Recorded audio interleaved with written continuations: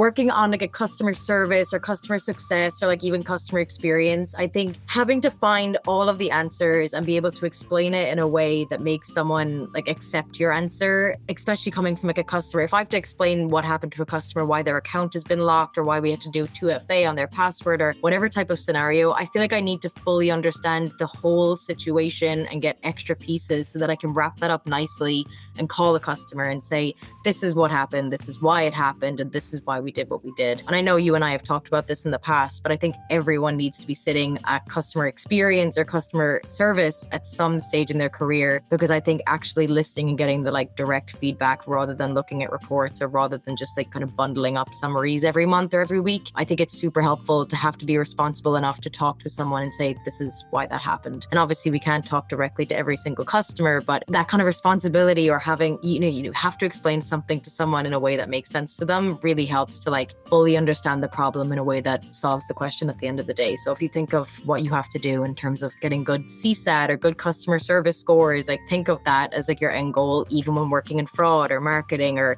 security or whatever type of department it is. Being able to understand your job well enough to explain it in a customer service friendly way, I think has been super helpful for me. And I always think of that every time that there's a problem. I'm like, I need to be able to understand this well enough to explain it to a customer who's already upset with us. So I think that's been a super helpful way to look at each task that I've had.